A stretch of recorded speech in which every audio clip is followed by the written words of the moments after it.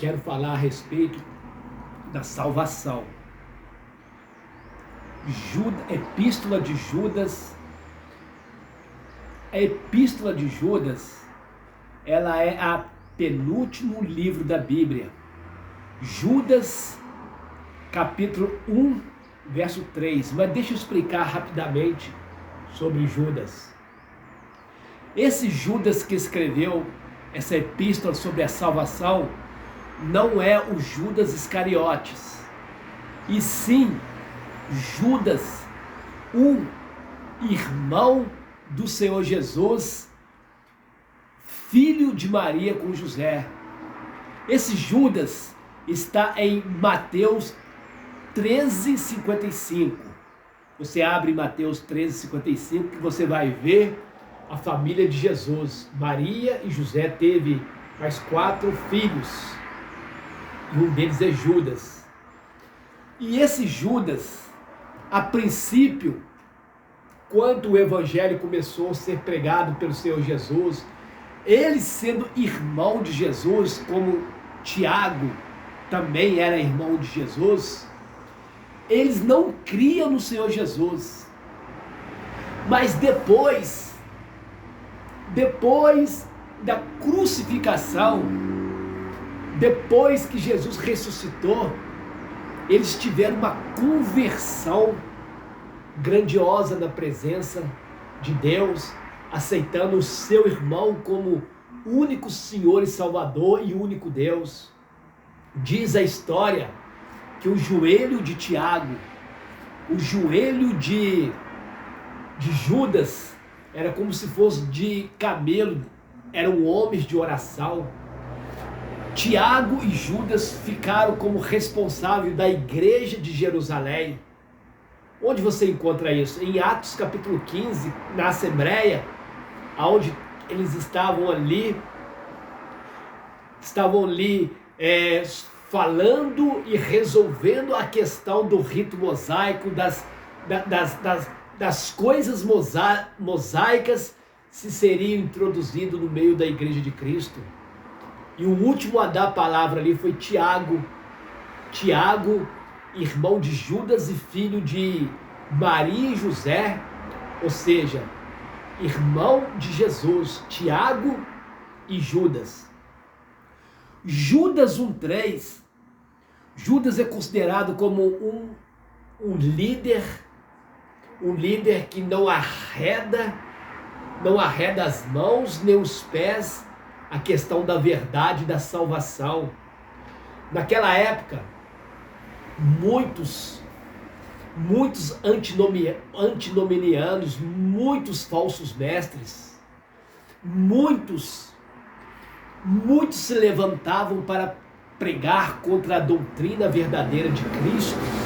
Eram chamados de antinomianos, que eram falsos mestres, falsos profetas que se levantavam e pregavam contra a divindade de Cristo, a divindade de Jesus, contra a doutrina de Cristo, e perseguiam a igreja através de seus ensinamentos hereges. Judas, o penúltimo livro da Bíblia, tem apenas um capítulo, é considerado como a epístola energética. É considerado como uma epístola sistemática, porque Judas vai confrontar os falsos mestres, os falsos profetas que estavam pregando uma doutrina contrária a Jesus Cristo. E Judas vai tratar da salvação. Judas 1, versículo 3 diz assim: amados, procurando eu escrever com toda diligência acerca da comum salvação, tive por necessidade escrever-vos e exortar-vos a batalhar pela fé que uma vez foi dada aos santos. Judas escrevendo aos seus leitores, aos seus ouvintes, que eram considerado universal, aos ouvintes universais do mundo daquela época, Judas vem dizendo assim: procurando escrever acerca da salvação comum. Por quê? Porque os falsos mestres estavam deturpando a salvação, estavam tirando o foco da salvação, que é Jesus crucificado, Jesus ressuscitado. Os falsos mestres faziam heresias, faziam ensinamentos contrários ao verdadeiro evangelho. A Ásia, Jerusalém, a Ásia, as igrejas da Ásia, a Galácia, a Capadócia, a Frígia, estava infestado de falsos mestres que pregavam contra a salvação em Cristo Jesus. E no verso 12, Judas vai dizer que esses falsos mestres eram manchas em vossas festas de fraternidade. O que é isso? São líderes, são falsos pregadores que estão no meio evangélico, no meio dos irmãos, e pregando heresia, pregando um evangelho egocêntrico, um evangelho cheio de miscelânea, cheio de mistura hereges. Judas chamam eles de manchas em vossas festas de fraternidade, banqueteando convosco e apacentando a si mesmo sem temor. Ou seja, esses homens não têm temor. Esses falsos mestres que só pregam dinheiro, que só pregam bens materiais, só pregam doutrinas para favorecer o povo, para favorecer os membros da igreja. Eles estão numa fraternidade no meio dos irmãos, introduzindo essas heresias. Judas vem dizendo que eles são nuvens sem água, não conseguem matar a sede do povo, são nuvens que não têm água, que não têm o verdadeiro evangelho.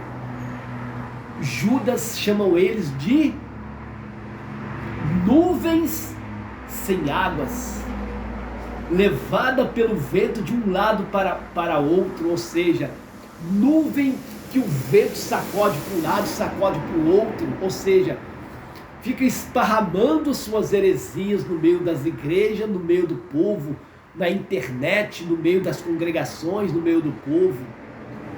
Judas chama esses de mancha, de nuvens. Verso 12, de manchas, nuvens sem água, manchas e 2 vezes mortos e desarraigados.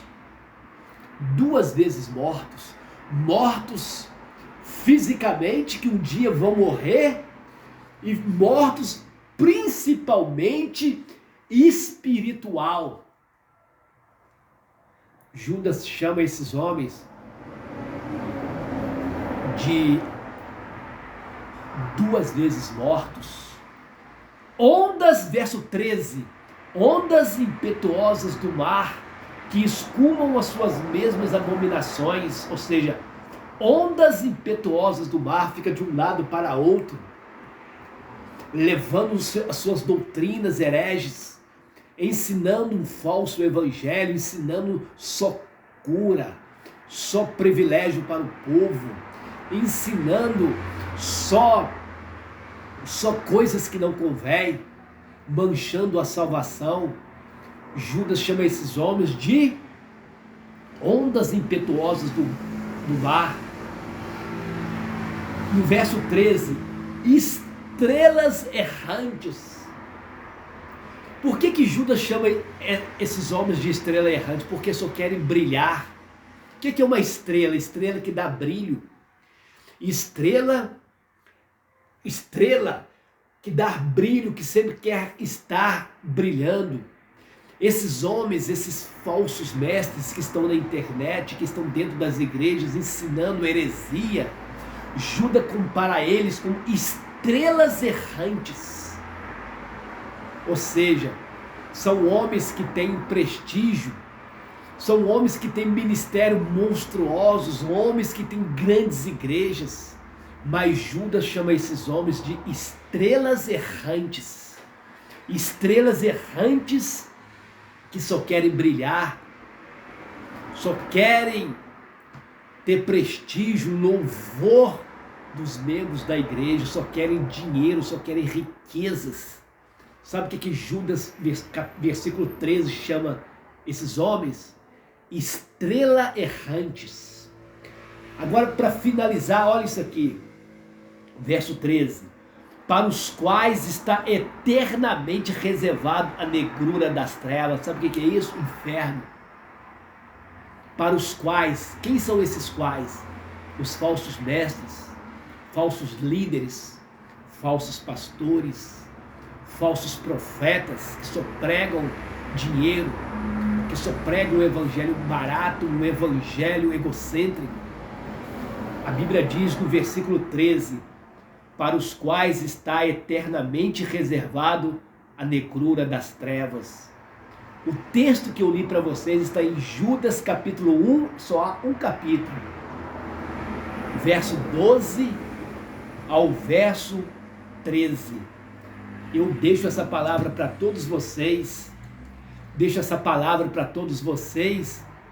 e quero pedir que vocês inscrevam aí no canal, ajude essa mensagem a chegar aos 4 cantos deste mundo. Se você se inscreveu, o YouTube entende, o logaritmo do YouTube entende que essa mensagem tem que chegar aos 4 cantos. E este meu canal você aprende ensinos doutrinários, você aprende comigo. Eu sou pastor Antônio, ensino também música de teclado. Você pode ver os meus vídeos aí, que eu ensino aquilo da medida da minha capacidade. Eu agradeço vocês pelo carinho, agradeço vocês pela atenção.